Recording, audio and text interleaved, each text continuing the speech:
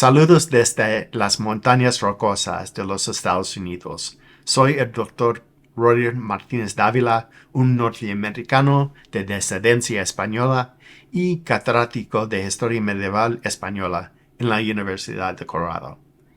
Les pido perdón, señores, por mi acento extraño. Es una mezcla de tejano, californiano, mexicano, venezolano, boliviano y español. Todos los lugares donde he vivido, lo sé, es bastante extraño. Bueno, comenzamos. ¿Qué es la Edad Media global? El enfoque aboga por la comprensión más inclusiva y interconectada del periodo medieval, enfatizando que la Edad Media no se limitó a Europa, sino que, de hecho, fue un fenómeno global. Esta perspectiva cree que se produjeron importantes intercambios culturales, intelectuales y tecnológicos en diversas regiones, incluyendo el Oriente Medio, África, Asia y América. Al reconocer las contribuciones de estas regiones, el enfoque de la Edad Media global desafía las narrativas eurocéntricas tradicionales, promoviendo una visión más integral de la historia que reconoce las interconexiones de las civilizaciones medievales. Aboga por la investigación interdisciplinaria y el uso de tecnologías digitales para explorar y ilustrar estas conexiones globales, enriqueciendo así nuestra comprensión del mundo medieval. Este enfoque anima a los académicos a mirar más allá de las fronteras geográficas y culturales, destacando la importancia de las redes globales y las experiencias humanas compartidas que dieron forma en la era medieval. Contemplemos un mundo más amplio y veremos cómo la inteligencia artificial puede ampliar nuestra imaginación. Viajamos para tener una idea de cómo se sentía la Edad Media en todo el mundo. A China con un poeta del siglo V y su apreciación de la belleza del mundo. O al desconocido Océano Atlántico en el siglo XII con los musulmanes portugueses a través de los ojos de los normandos y los musulmanes en Sicilia. Y lo más importante es que en la Extremadura española del siglo XIV nos encontramos con los desafíos y éxitos de la vida intercultural judía, cristiana y musulmana.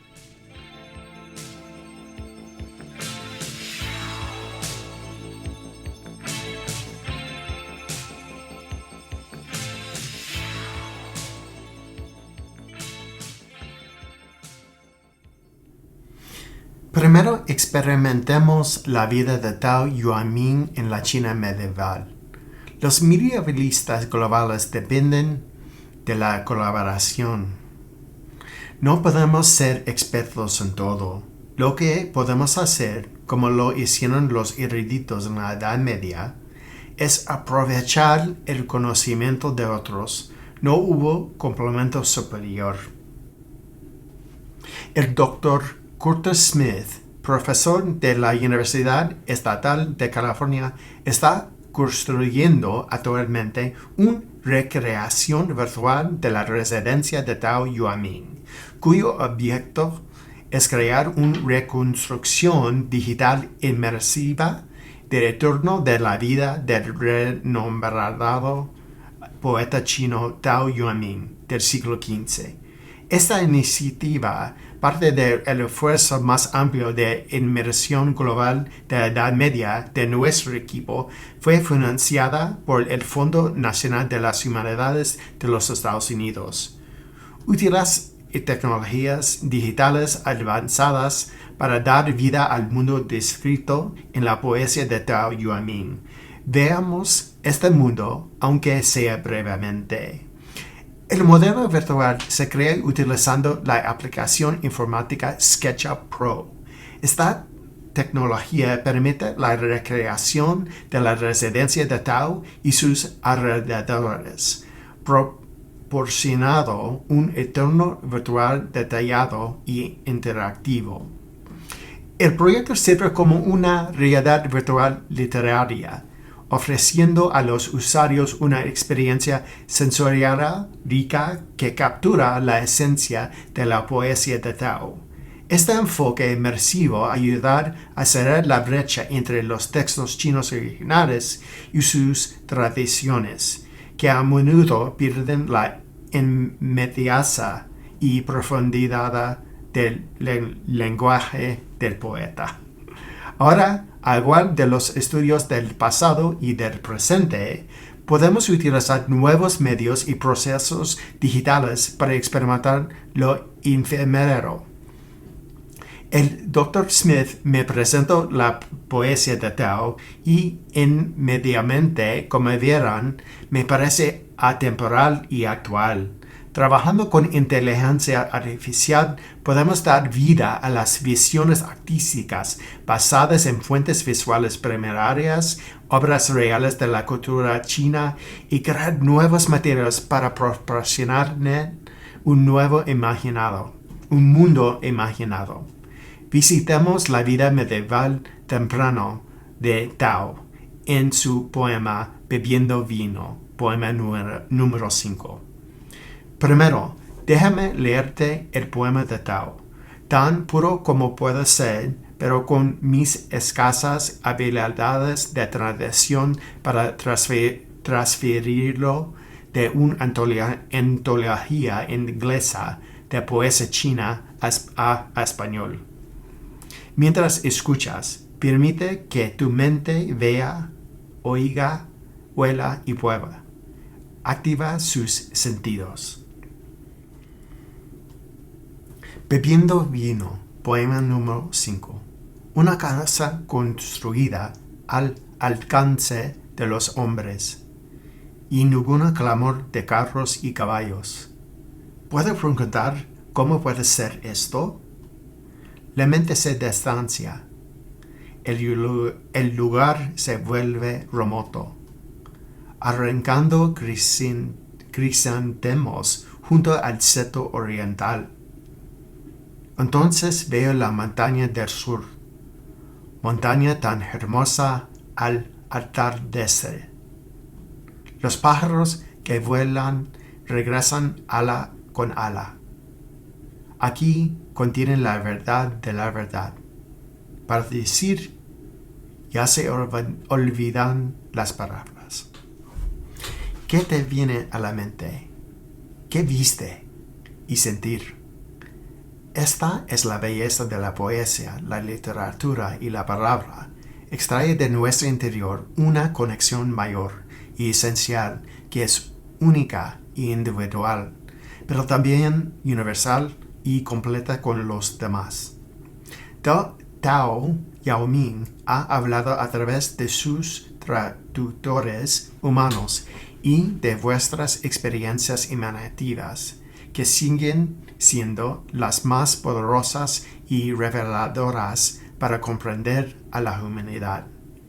La tecnología, la inteligencia artificial también puede manifestarlos, pero la IA carece de alma, carece de lo que es ser humano y estar conectado visual y espiritualmente entre sí. Por lo tanto, no debemos confundirnos acerca de la IA. Es una herramienta y una manifestación humana. Así como un artista mueve su cepillo, un músico acaricia las cuerdas, un chef mezcla sus ingredientes materiales. Ahora nosotros también mezclamos historia, literatura y arte para manifestar el mundo de Tao Yaoming a través de la IA. ¿Cómo interpreta la IA nuestros órdenes, nuestros deseos de entender, nuestra necesidad de conocer y sentir un mundo humano anterior como de la China del siglo V de Tao Yaoming? Seamos testigos de Tao interpretado por un profesor del siglo XXI que lo ha enseñado a la IA utilizando fuentes históricas y un profesor que ha surgido como crear, pero también donde el profesor está abierto a lo que la IA podría revelar. Permítame hacer una distinción fundamental aquí. No le dije a la IA por qué creer esto, por qué es importante, por qué importa. Ese sigue siendo nuestro dominio humano. ¿Por qué es importante un poema de hace siglos? ¿Por qué es importante un poema de hace siglos? Porque Tao Yuanming nos habla hoy, desde tierras y tiempos lejanos, de lo que significa ser un ser humano reflexivo. Tomémonos tiempo para apreciar cómo los humanos y nuestras herramientas visualizan colectivamente la poesía.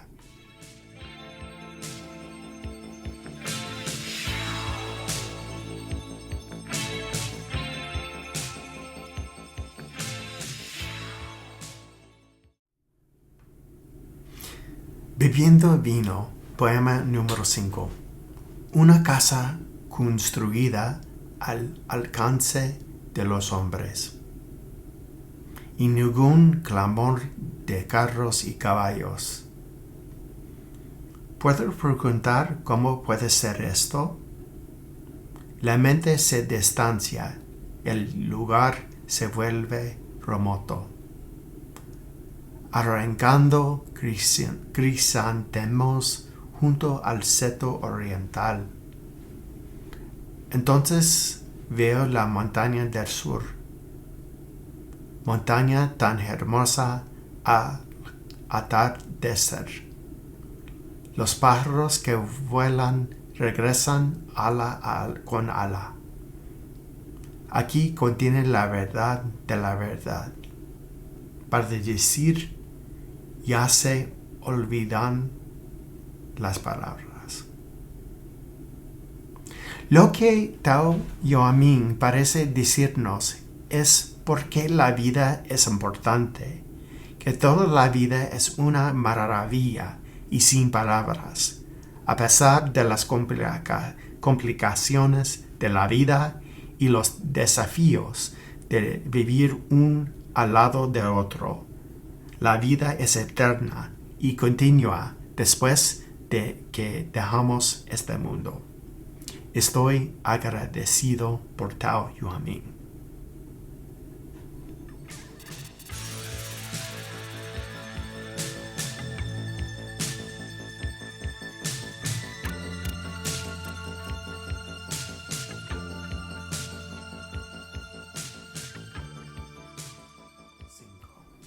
¿Visitamos el desconocido Océano Atlántico?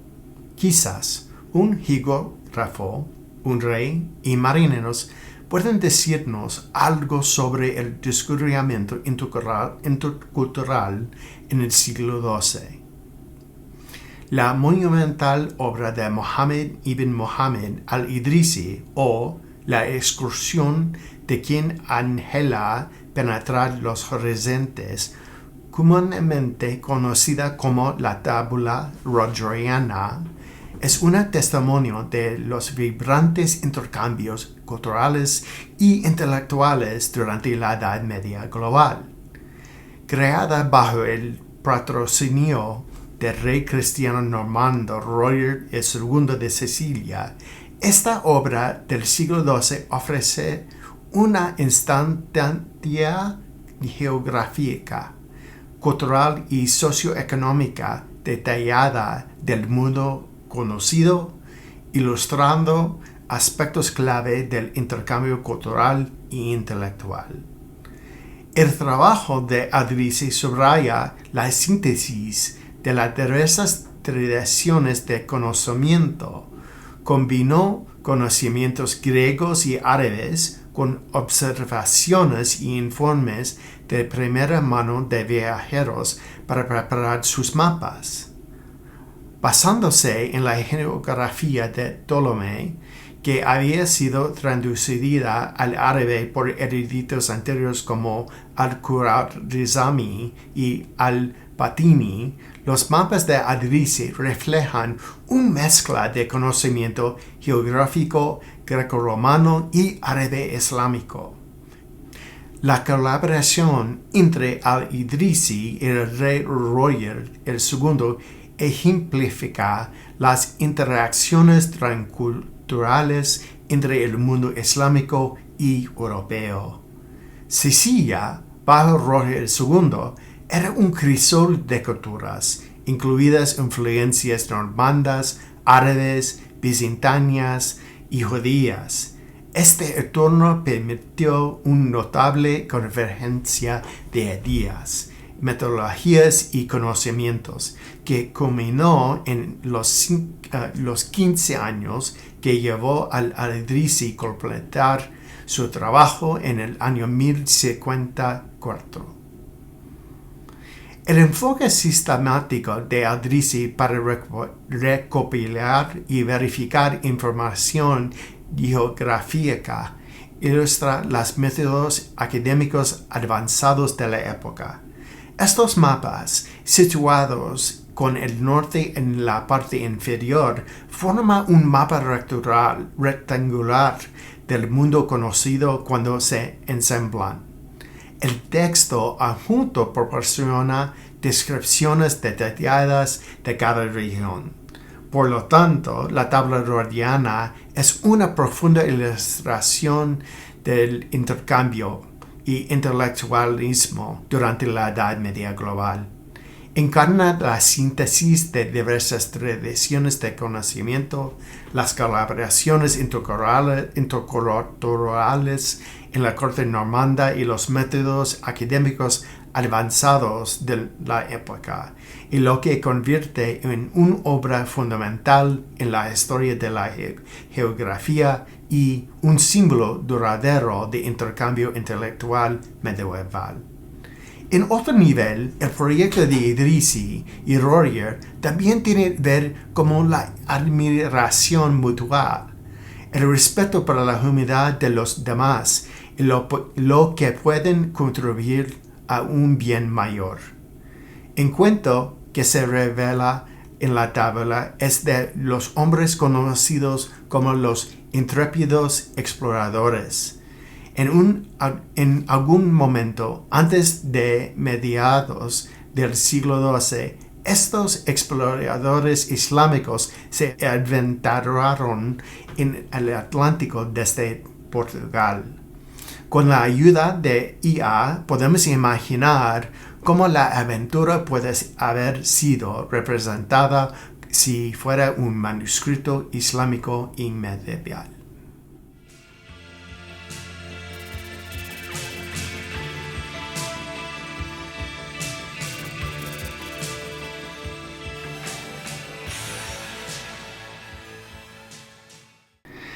Fue desde la ciudad de Lisboa desde donde los exploradores intrépidos partieron para surcar el mar de oscuridad con el fin de descubrir qué había en él y dónde terminaba.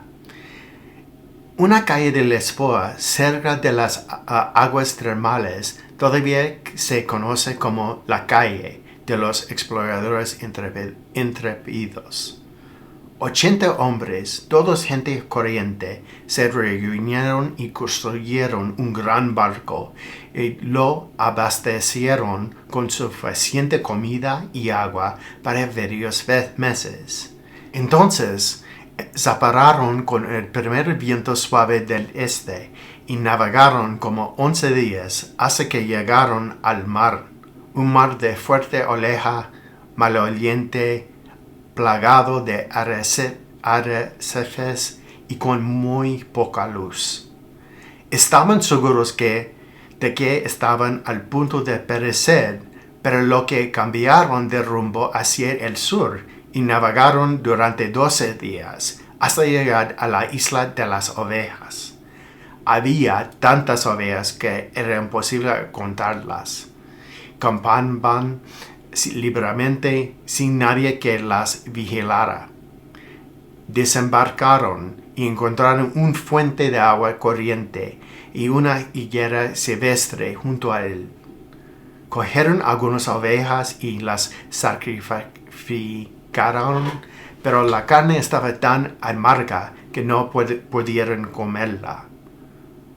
Tomaron algunas pieles de oveja y navegaron hacia el sur por otros 12 días hasta que avistaron una isla. Pudieron ver que estaba habitada y en cultivo.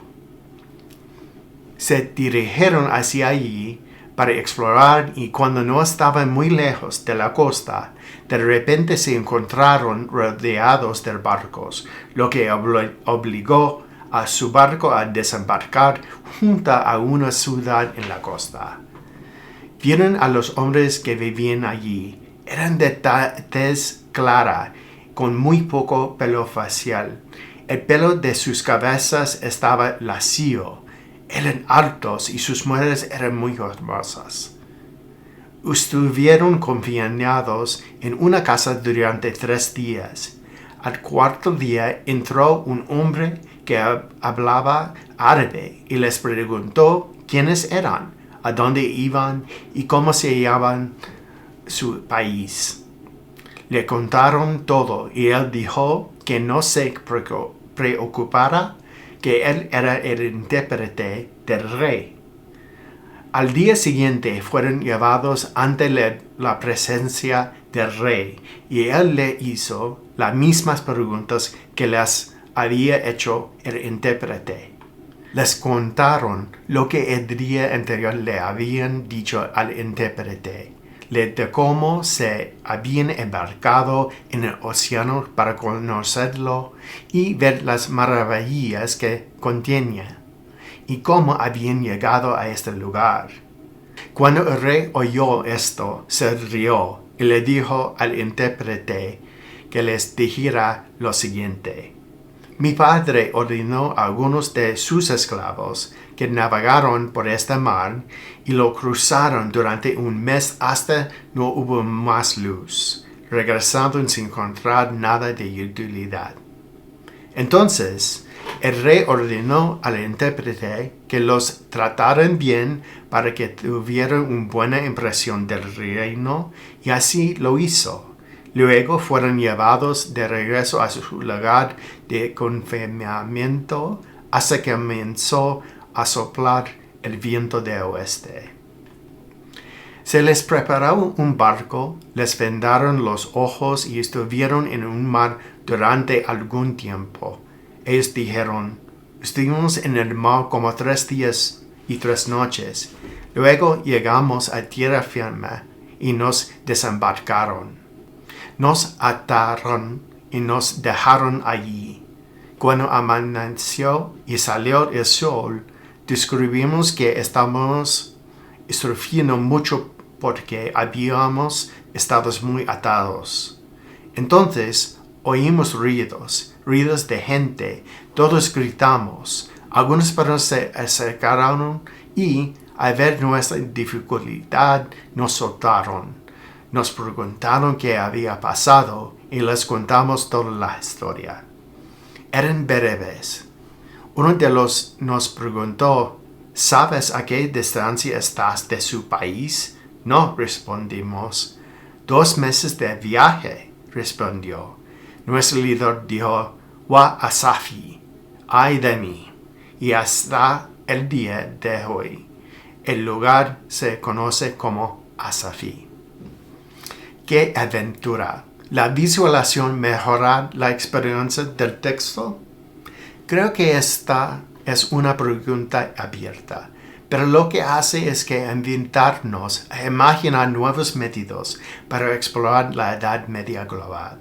Y podemos estar agradecidos al Adrisi por dejarnos este precioso regalo de hace unos 900 años.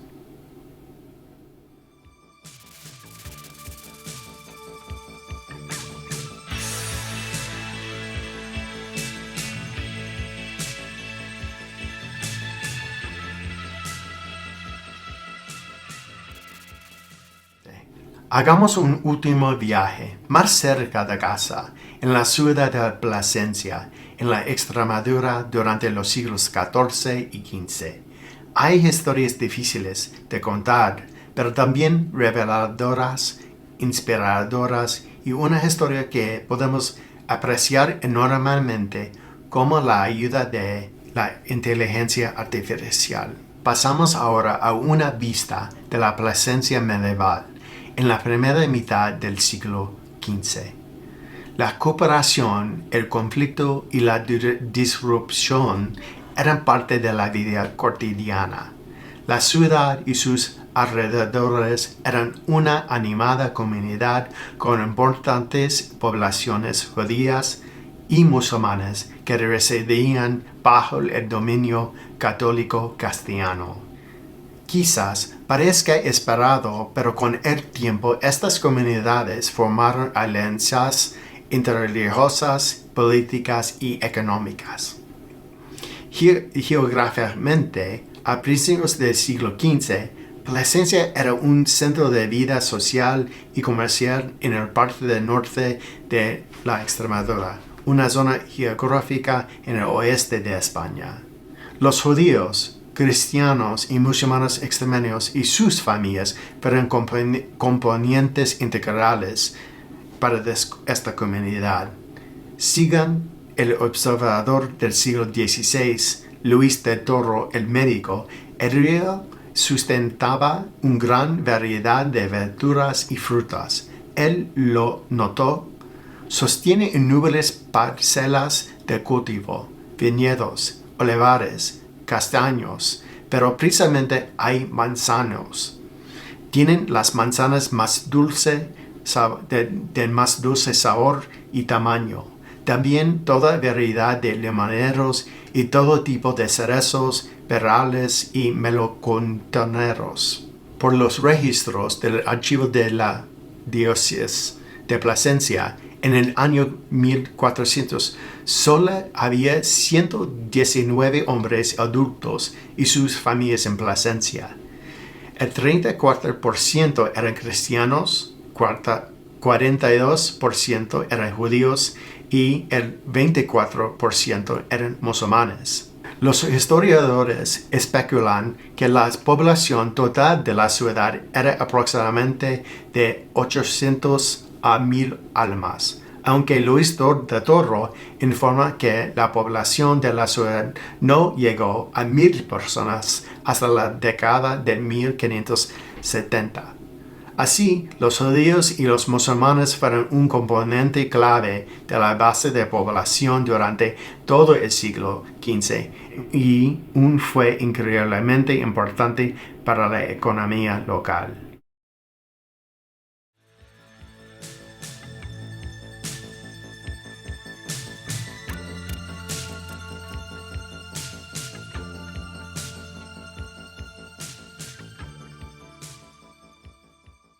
Los retos de la vida religiosa en Plasencia estuvieron bajo la dirección de la Confederación Carvajal y Santa María. En la década de 1420, la Confederación controlaba y dirigía su catedral y su ayuntamiento. Sí había otros señores regionales más poderosos en la zona, pero a través de débiles esfuerzos, esta nueva familia hizo todo lo posible para mantener unida una comunidad judía, cristiana y musulmana. Un esfuerzo colectivo para ellos era los viñedos y vinificación. La elaboración de vino era un interés de judíos, cristianos e incluso musulmanes. Aunque el Corán prescribía a los musulmanes que no bebieran vino porque conducía a una cultura de libertinaje. Esto no impidió a las familias musulmanas poseyeran y administraran su propia producción de vino.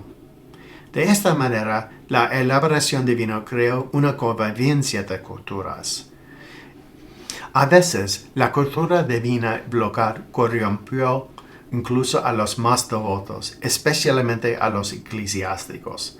Durante la década de 1430, el obispo Gonzalo García de Santamaría y los líderes de la iglesia hicieron un esfuerzo para controlar al clero que bebía más de lo que le correspondía del vino producido en la iglesia y los viñedos de propiedad personal. En pocas palabras, el obispo decretó que excomulgaría a los clérigos si los descontentos y obstinados no cesaban y desistían en su consumo excesivo.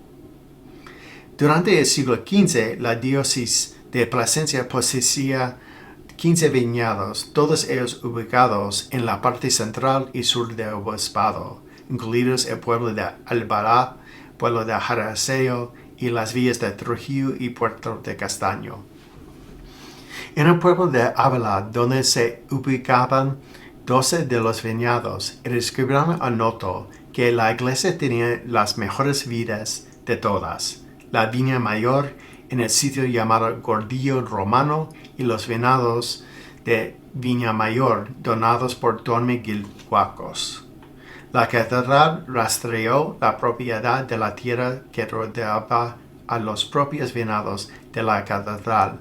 Había un buen incentivo para hacerlo, ya que sus frutos estaban sujetos a un impuesto eclesiástico o décimos de 10%. Junto de estos viñedos de Trujillo había otros pertenecientes a Diego García Bejarano, Gonzalo García y Don Abraham, hermano de Don José. Aunque se sabe poco sobre Don Abraham y Don José, aparte de que ambos eran judíos nobles, algo sí sabemos de Diego García y Gonzalo García. Eran hermanos, y su madre era Doña Mencía, hija del caballero Diego González de Carvajal y Vargas de Plasencia. Otros registros de 1414 apuntan la elaboración de vino musamana en la región. Por ejemplo, el cristiano Alfonso Fernández asumió el arrendamiento de un viñedo conocido como La Salgada, el cual estaba con un racimo de viñedos propiedad de Martín Fernández y Juan Gutiérrez, y por último el musamán conocido solo como Ali. El vinado de allí llevaba el nombre distinto de El Caballo. Más cerca de Plasencia, el caso importante de la familia Jaén es la medida en que los musulmanes se dedicaban a la elaboración del vino y permitían que su entorno los moldeara a pesar de las prescripciones religiosas. La familia musulmana Jaén parece haber sido muy próspera, ya que alquilaba y poseía varias propiedades fuera de las murallas de Plasencia. En 1462, Ibrahim Jaén obtuvo una licencia perpetua infinitum para una ollera de vinos, presumiblemente una estructura para elaborar y conservar vino en recipientes de cerámica, y sus tierras a lo largo del río Jerte y cerca de la puerta sur de la ciudad. Por lo tanto, la tierra ofrecía la oportunidad de crear uvas y vino, y en consecuencia, esta comunidad de judíos, musulmanes y cristianos los producía. Este es lo que articula la Edad Media global, que los seres humanos de todas las razas y religiones comparten experiencias comunes. Estas experiencias nos unen.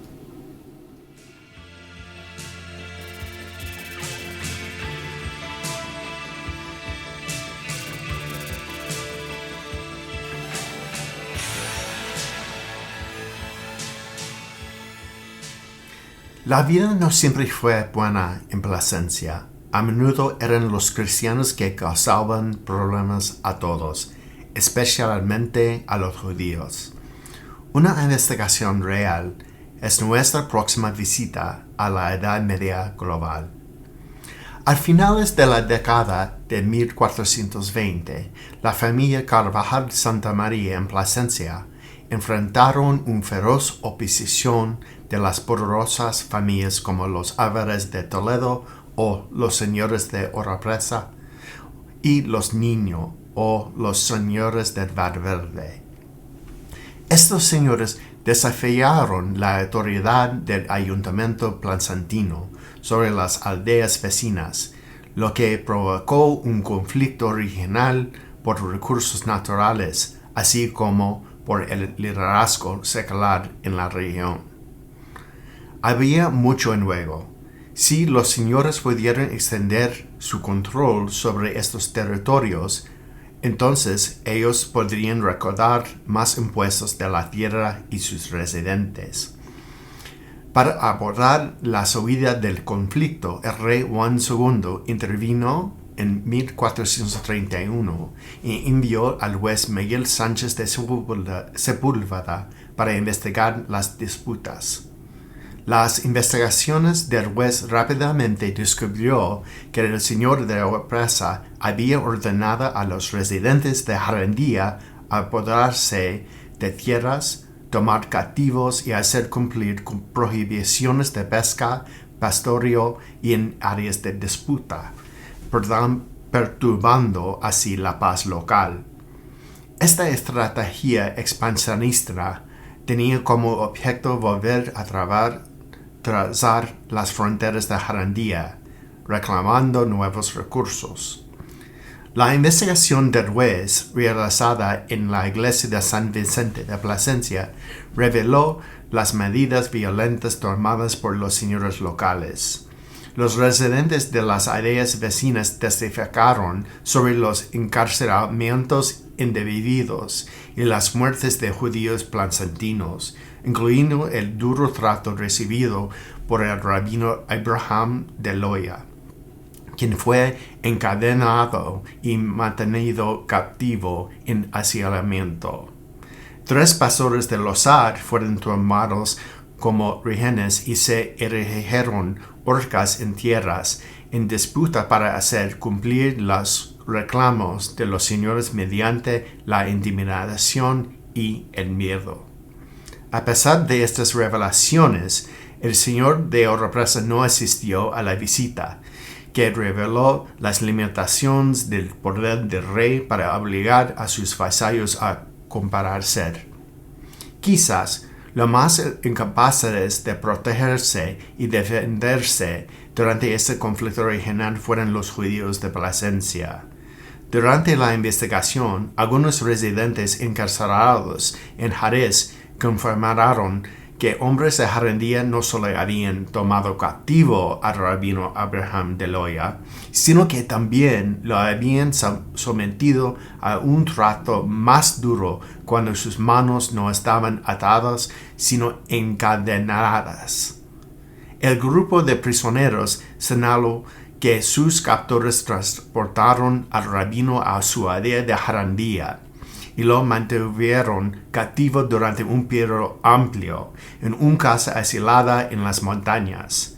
Aunque el rabino pareció sobrevivir la experiencia degradante, dos de sus amigos en su comunidad judía no fueron tan afortunados. Los pastores Juan y Pascual Sánchez relataron haber visto a unos hombres transportando los cuerpos de Fártolo y su mujer, ambos judíos de Plasencia, al pueblo de Oropesa. Aunque nadie puede dar más detalles sobre las circunstancias de sus muertes, es posible que fueran víctimas de la horca de Jarandía. Aunque los cristianos locales sufrieron la pérdida temporal de libertad, dinero y bienes durante ese conflicto, la investigación del juez reveló que ninguno cristiano perdió la vida durante esos acontecimientos.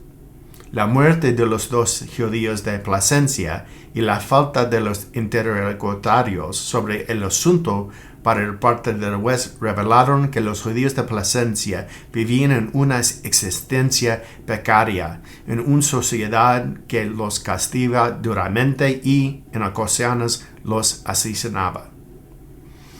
En última instancia, las conclusiones del juez respaldaron los reclamos del ayuntamiento sobre las tierras en disputa, reforzando la autoridad del rey sobre los señores regionales.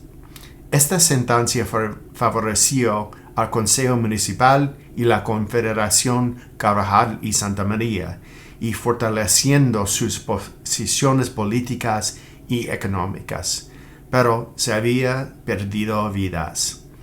Este es otro hallazgo de la Edad Media global, es decir, cuando no vemos a todos los seres humanos como personas y con compasión, cuando no dirige la palabra como se ven afectados todos los miembros de una comunidad, entonces perdimos una parte de nuestra propia humanidad.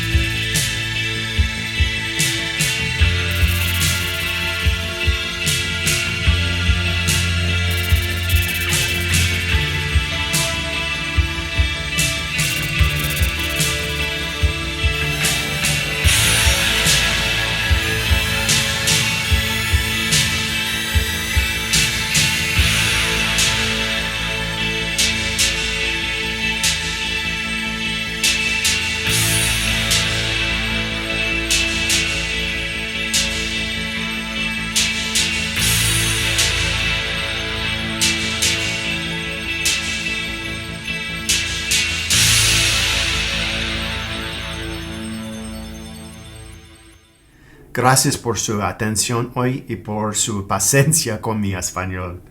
Es una lástima que no sea muy bueno, sobre todo porque soy español de sangre y de espíritu. Pero así como experimento con nuevas ideas y métodos con la Edad Media global y la inteligencia artificial, sé que lo importante es el esfuerzo. Su presencia aquí hoy demuestra un intelectual agudo, una mente curiosa y sus esfuerzos. Estoy muy agradecido por cada uno de ustedes. Primos, muchas gracias.